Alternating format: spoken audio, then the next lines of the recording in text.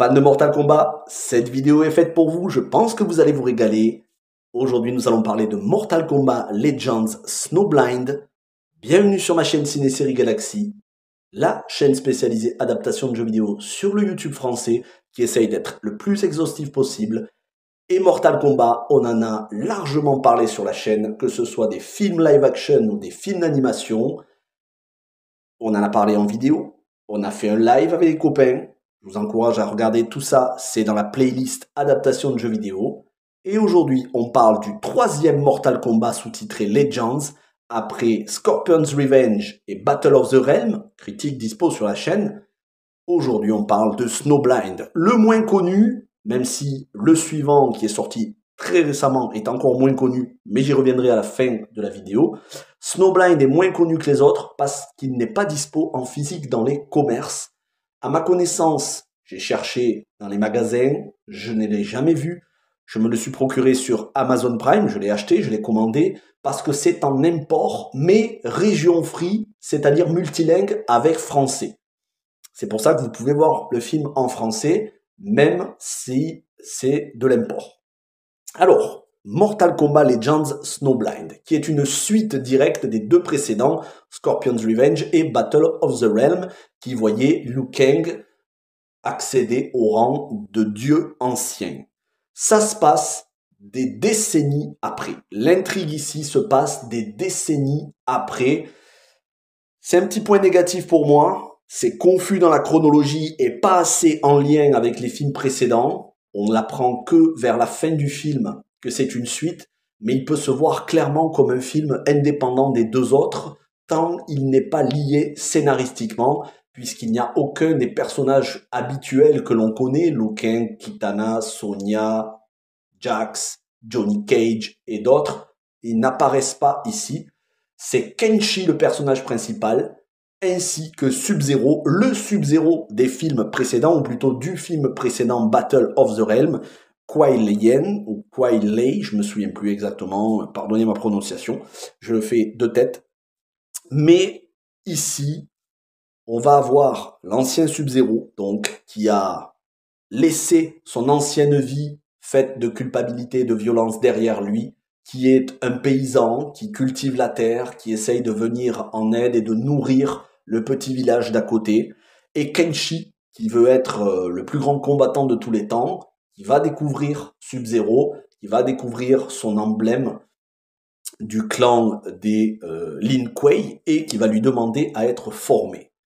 Pendant ce temps-là, on a Kano, qui a accédé au rang de roi Kano, qui a développé son clan, le Black Dragon, et pour qui Shang Tsung travaille à son service. Shang Tsung, le Shang Tsung des films précédents, qui est ici une lavette, un clochard, voilà.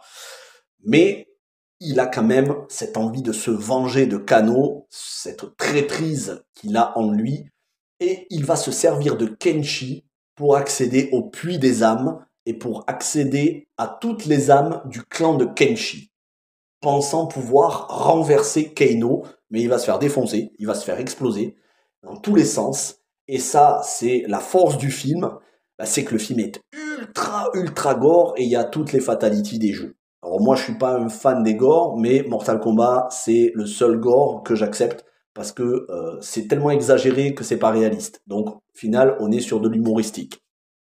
Mais oui, clairement, c'est ultra sanglant, bien plus que les deux films précédents.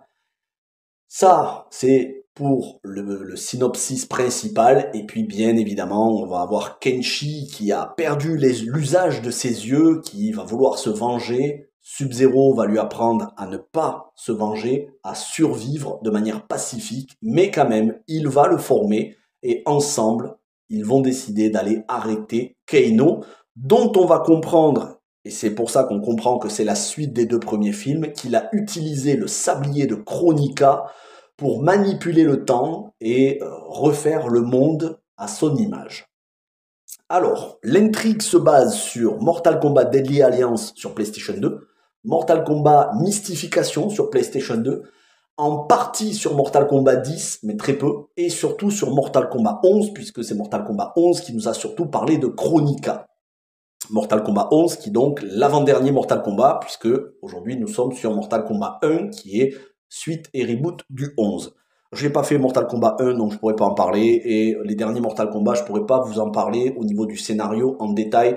Moi je me suis arrêté à l'ère PlayStation 2 et j'ai un petit peu joué sur PlayStation 3, mais très très peu. Surtout je me suis arrêté à l'ère PlayStation 2 et après c'est surtout les films, séries Mortal Kombat que j'ai regardé. Alors, les points forts du film.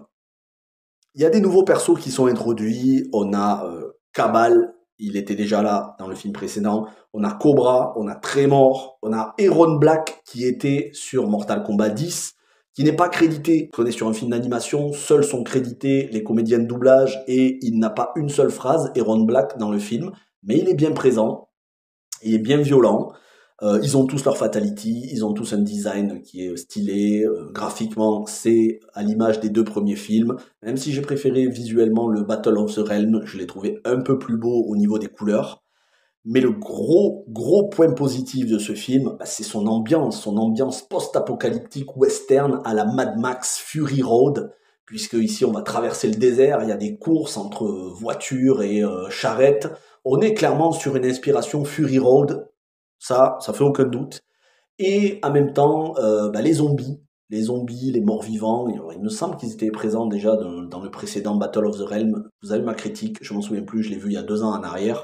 Mais ici, voilà, on a des morts-vivants dont on va apprendre qu'en fait, ils ont été envoyés par Kano qui a remanipulé le temps, qui a refaçonné le temps et qui a envoyé ses revenants aux 4 coins du monde pour finalement se faire un royaume à lui, avec ses revenants qui ont tout dévasté, de manière à ce que tout le monde vienne l'implorer, vienne chercher son aide à lui, qu'il monnaie de manière bien violente pour être le roi sur tout le monde.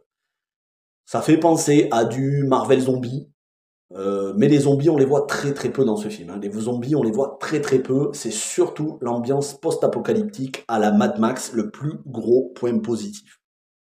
Avec bien évidemment des duos, et le duo épique de ce film qu'on a dans la dernière demi-heure, dans les 20 dernières minutes, c'est Scorpion et Sub-Zero. Et c'est là où, si vous avez suivi les précédents, Scorpion's Revenge et Battle of the Realm, dans Scorpion's Revenge, on avait Bihan qui avait tué la famille de Hanzo Hasashi, mais en réalité, c'était pas Bihan, c'était Quan Chi, le sorcier qui s'était fait passer pour Bihan. Hanzo Hasashi qui avait tué Bihan, son frère, le frère de Bihan, donc le Sub-Zero de Battle of the Realm et de ce film-là, qui cherchait à se venger de Hanzo Hasashi, mais au final, dans le film précédent, Battle of the Realm, il faisait la paix, il cessait de chercher vengeance, et les deux s'alliaient pour contrer les méchants du film. Il me semble que c'était Shinnok dans le précédent film. Et ici, les deux sont amis, même si Scorpion revient du Netherrealm, il revient de l'enfer, enfin du monde souterrain, et il vient pour donner un coup de main à Sub-Zero et à Kenshi, et à la fin, Sub-Zero suit Scorpion dans le Netherrealm et reste Kenshi, qui est devenu, grâce à ses compétences, à sa formation auprès de Sub-Zero et grâce à son épée Sento qu'il peut manipuler par la pensée, par télékinésie, il est devenu le combattant ultime. Ils ont tué tous les autres, ils ont tué tous les méchants, ils ont rétabli la paix dans les royaumes. Et Kenshi est le seul héros qui reste à la fin pour protéger tout le monde, pour protéger le royaume des humains. Voilà pour le scénario. Un excellent film d'animation comme tous les autres films d'animation Mortal Kombat Legends. Et je terminerai là-dessus. Il y a un 4e film d'animation qui est Mortal Kombat Cage Match. Là aussi dispo uniquement en import, mais en anglais sous-titré. Il n'y a pas de version française. Il n'est sorti qu'aux États-Unis. Malheureusement, voilà, les 2 derniers Mortal Kombat Legends ne sont pas sortis en France et on ne peut se les procurer que en import. On peut se les procurer sur Amazon, bien sûr. Mais c'est dommage qu'ils ne se soient pas vendus dans les grandes surfaces comme ça avait été le cas pour les 2 premiers, parce que ce sont d'excellentes adaptations qui renvoient à tous les Mortal Kombat. Et c'est surtout que Ed Boon et John Tobias, le créateur des jeux, sont très impliqués dans tous ces films. Si vous avez apprécié, n'hésitez pas à liker, vous abonner, partager et aller voir les autres vidéos. Moi, je vous remercie. Je vous souhaite bon vent, portez-vous bien et ciao tout le monde.